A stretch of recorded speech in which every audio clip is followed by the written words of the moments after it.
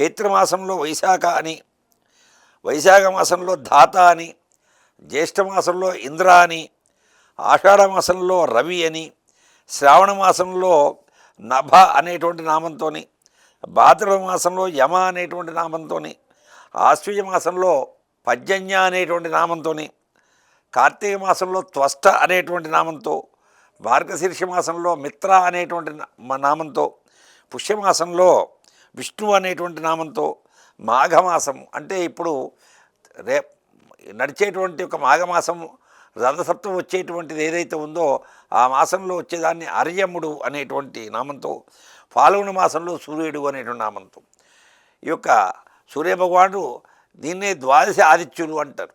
అంటే సూర్యభగవానుడు 12 నెలలకి 12 రకాలైన పేర్లతో ఆయన పిలువబడతాడు. పిలువబడి 12 రకాలైనటువంటి పేర్లతో పిలువబడటమే కాకుండా అర్చనాది కార్యక్రమాలు కూడా నిర్వహింపబడతారు ఆ సూర్యభగవానుడు 12 నెలల్లో. అదే కాకుండా సూర్యభగవానుడు సూర్యుని యొక్క కిరణాలు, సూర్యుని యొక్క రంగు కూడా చెప్పుకుంటూ వచ్చారు. ఒక్కొక్క మాసం ఒక్కొక్క ఋతువులో ఎలా ఉంటాడు అని.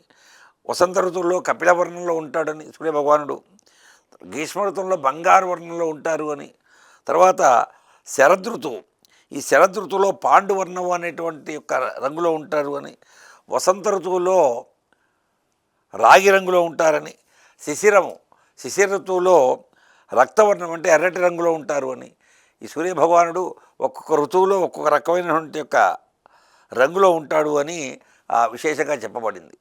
12 మాసాల్లో మాఘమాసం అనేటువంటి చాలా విశేషమైనటువంటిది.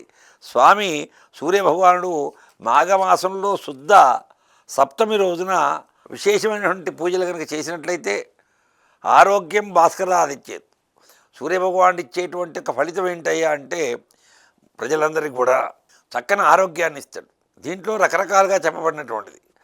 అభిషేక ప్రియో శివ, అలంకార ప్రియో విష్ణు, నమస్కార ప్రియో భాను, ఆద్య ప్రియో అగ్ని అని ఈ విధంగా రకరకాలుగా చెప్పినటువంటి దాంట్లో క్రమంలో